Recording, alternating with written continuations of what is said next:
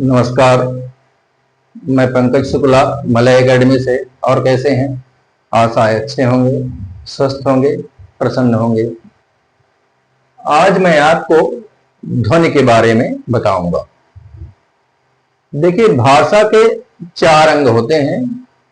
एक है ध्वनि, दूसरा शब्द, तीसरा वाक्य और चौथा अर्थ। ठीक, तो आज मैं आपको ध्वनि के बारे में बताऊंगा। तो ध्वनि क्या है? देखिए, ध्वनि जो होती है वो शब्दों की आधारशिला होती है। ध्वनि क्या है? वो शब्दों की आधारशिला होती है और ध्वनि के बिना शब्द की कल्पना नहीं की जा सकती। ठीक, जैसे छोटा, छोटी, बड़ा, बड़ी, ये जब हमारी वागेंद्रियों के द्वारा बोले जाते हैं तो इन्हीं को ध्वनि कहा जाता है।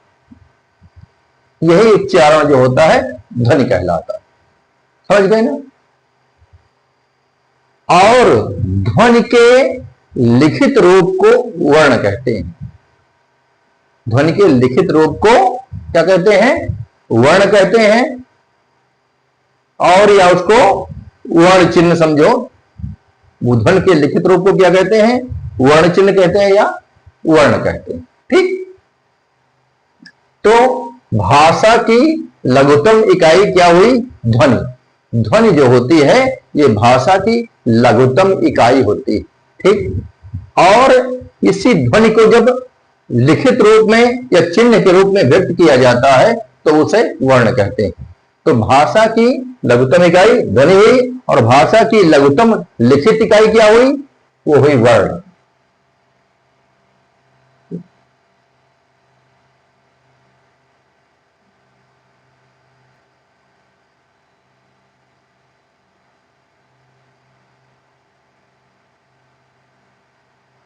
लिखित इकाई क्या हुई? वर्ण। ठीक, ये हुई वर्ण।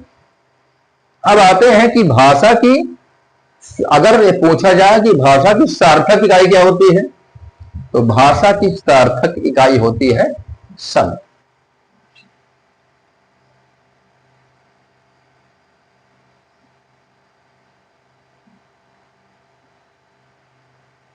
क्या होती है? शब्द। भाषा की लघुतम इकाई ध्वनि, भाषा की लघुतम लिखित इकाई क्या हुई? वर्ण। और भाषा की लघुतम सार्थक इकाई, सबसे छोटी इकाई क्या हुई? शब्द। और भाषा की व्याकरणीय योग्यता प्राप्त सबसे छोटी इकाई क्या होती है? होती है पद। ठीक, और अगर पूछा जाए कि भाषा की पूर्ण सार्थक इकाई क्या है, पूर्ण सार्थक इकाई क्या है, तो वो होगी वाक्य। ठीक, भाषा की व्याकरणीय योग्यता प्राप्त इकाई कौन सी हुई? पद। और भाषा की पूर्ण सार्थक इकाई क्या हुई? वाक्य। क्या हुई? वाक्य। ठीक, समझ गए बात आपको? तो मैंने आपको बताया कि भाषा के लिखित रूप को वर्ण कहते हैं। ठीक, अब देखिए, जैसे एक शब्द है स्टेशन। स्टेशन उच्चारण में एक समान है, लेकिन लिखित रूप में अंग्रेजी और हिंदी में इसके वर्ण चिन्ह अलग अलग। उच्चारण ध्वनिगत भेद नहीं है, लेकिन वर्णगत वर्ण में भेद है। ध्वनि दोनों की स्टेशन है, लेकिन हिंदी में उसके चिन्ह दूसरे हैं और अंग्रेजी में इसके वर्ण चिन्ह दूसरे होते हैं। अब आते हैं हम वर्ण में। तो वर्ण, पहली बात, वर्ण होता क्या है? वर्ण के खंड नहीं किए जा सकते।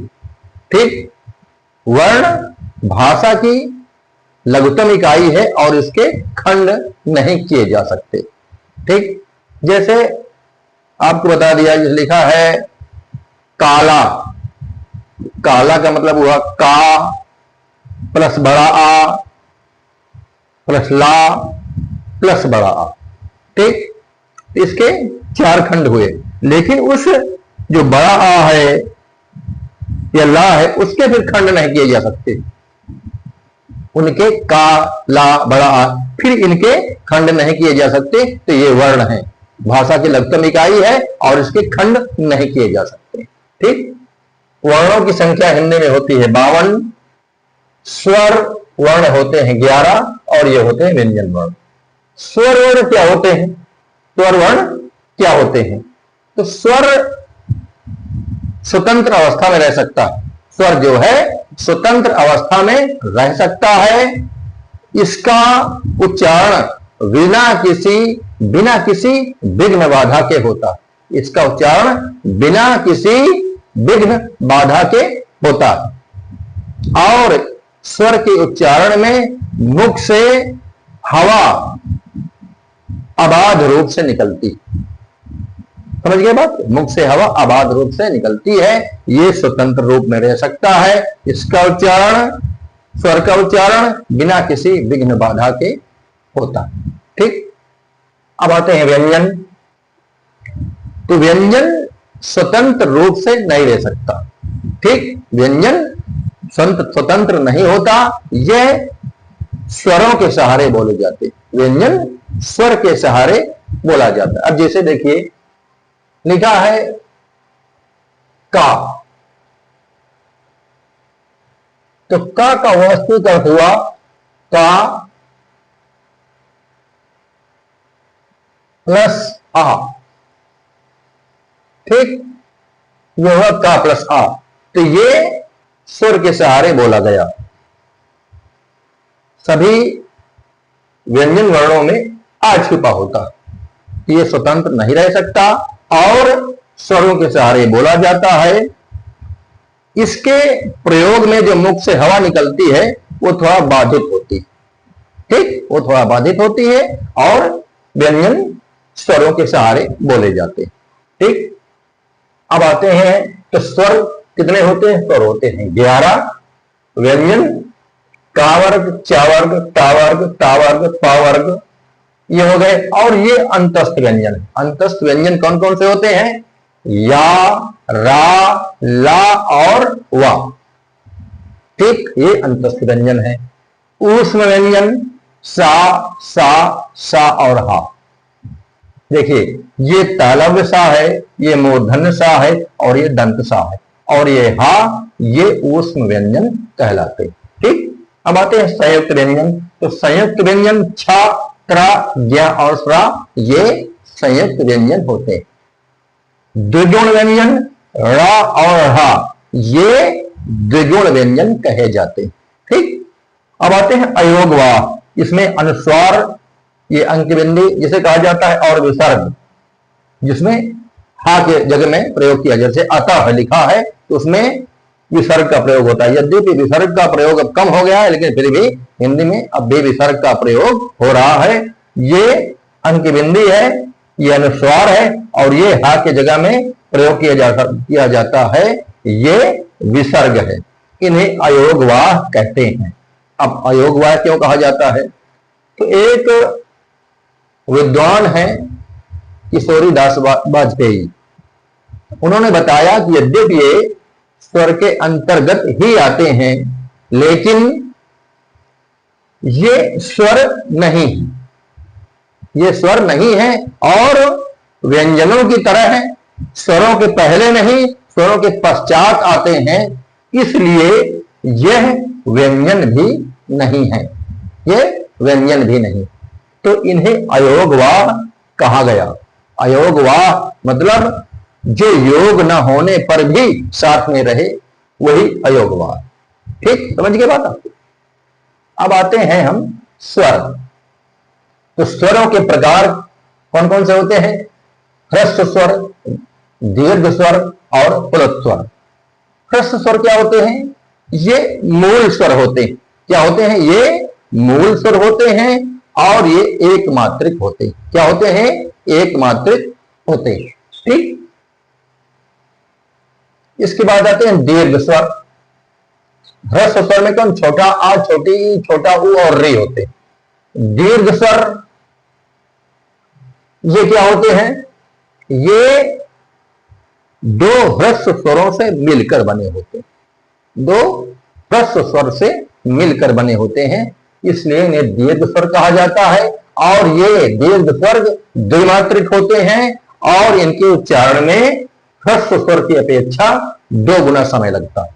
क्या लगता है? 2 गुना समय लगता है।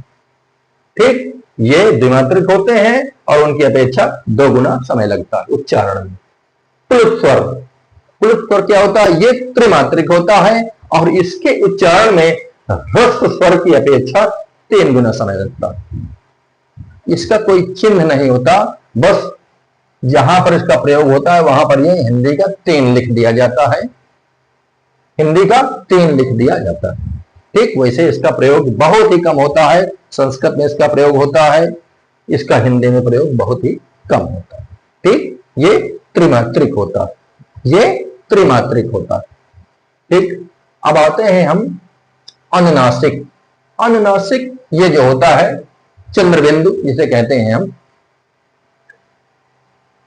तो इसके प्रयोग में हमारे मुंह और नाक दोनों से हवा निकलती और उच्चारण में लघुता रहती।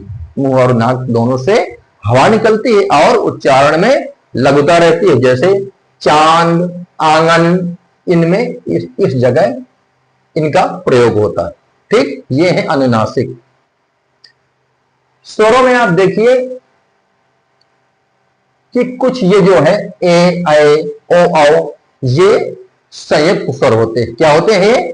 संयुक्त स्वर होते हैं। ठीक, ए जो होता है किससे बनता है? ये आ और ई के संयोग से बनता है। ये संयुक्त स्वर कौन से हैं?